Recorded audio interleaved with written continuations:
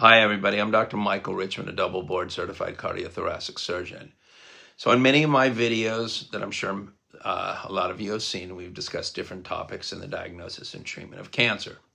I recently made a video talking about how next generation sequencing of a solid tumor is mandatory in approximately 25 to 26 different kinds of cancer, but that it's not routinely done in about 70% of the cases in the United States, and that's unacceptable.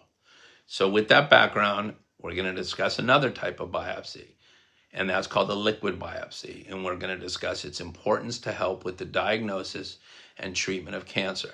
I have to confess that I'm shocked that most patients who have cancer have never even heard of it. And believe it or not, it is still not done routinely by many oncologists, but has become the standard of care for many solid types of tumor cancers. So what is a liquid biopsy? Okay, well, a liquid biopsy is done of the blood for a cancer and is a minimally invasive test that analyzes tumor-derived material circulating in the blood.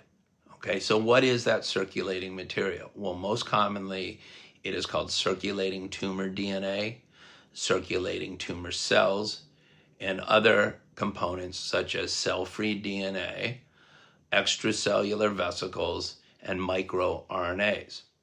Then these analytes, as we call them, are shed into the blood by primary and metastatic tumor, and then are detected and characterized using advanced molecular techniques like next generation sequencing.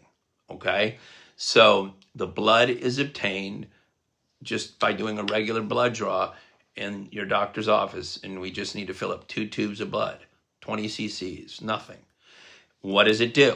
Well, it enables real-time assessment of your tumor genetics, detection of actionable mutations which guide your treatment, monitoring of treatment response, evaluation of minimal residual disease, and identification of emerging resistance mechanism. It is obviously less invasive than a tissue biopsy. It's a blood draw, so it has no risk, and allows for serial sampling to track tumor evolution over time. In fact, the American Society of Clinical Oncology and the College of American Pathologists state that liquid biopsy, particularly circulating tumor DNA analysis, can provide clinically relevant information for cancer management. So what cancers is it recommended for? Well, it's recommended for advanced or metastatic non-small cell lung cancer, breast cancer, prostate cancer, colorectal cancer, and melanoma, as well as selected cases of lymphoma. Its use is supported in clinical guidelines for all these cancers, particularly when tissue samples are unavailable, insufficient, or when serial monitoring is required for therapy selection, detection of actionable mutations, or assessment of minimal residual disease. The International Association for the Study of Lung Cancer, as well as other expert societies, endorse liquid biopsy as the, quote, blood first, end quote, approach in lung cancer when tissue is not accessible, and as a complementary tool in breast and prostate cancer for genomic profiling and therapy guidance.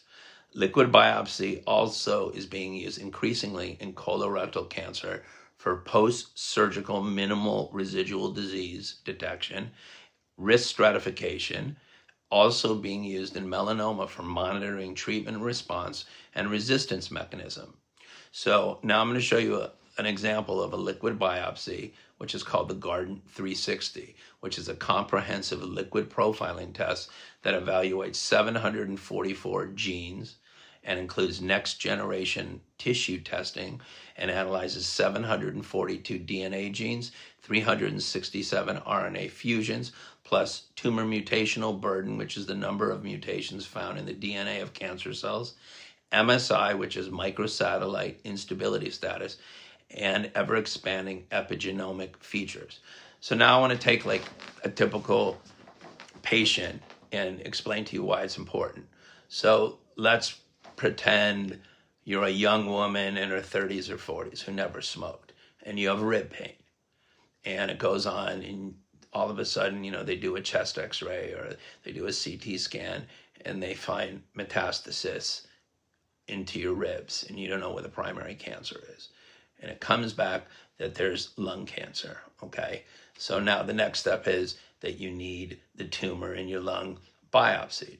So we do a biopsy, a needle biopsy, and next-gen sequencing on the blood. And that comes back, just giving you an example of something, an EGFR mutation with an exon 19 deletion. Well, you also do a liquid biopsy of the blood, and that comes back the same thing, okay? An EGFR mutation with an exon 19 deletion. Okay, so now you know what to do, and the treatment is going to be osimertinib, which is also known by brand Tagrisso, plus or minus chemotherapy.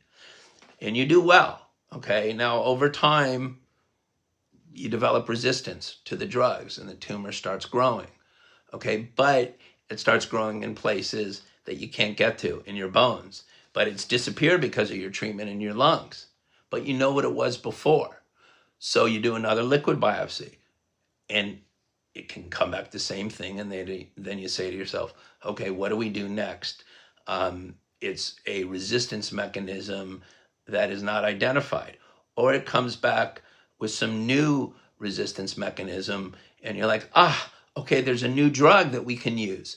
So understand now you can use it and it's a guide to treatment and if tissue is unavailable. So let's take another person. So you have a lung cancer and they do a biopsy and it comes back and the same thing and it says it has high PD-L1. And they do a liquid biopsy and it says exactly the same thing, high PD-L1. You say to yourself, okay, this person needs immunotherapy. And you see those drugs on TV, Keytruda, Opdivo, and Yervoy. Well, how would you know what to use unless you do next-gen sequencing of the tumor and a liquid biopsy? And the bottom line is you wouldn't. And that's why so many patients in the United States just get treated with cookbook chemotherapy when they shouldn't even be on chemotherapy. They should be on immunotherapy or targeted therapy, which is what I just talked about before with Tagrisso or osimertinib, which is you're targeting an actionable mutation. Okay, I know this is complicated, but it's important that you listen.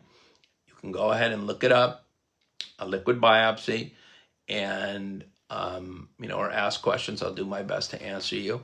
If you need some more guidance, you can go to my website, and that's www.paladinmds.com.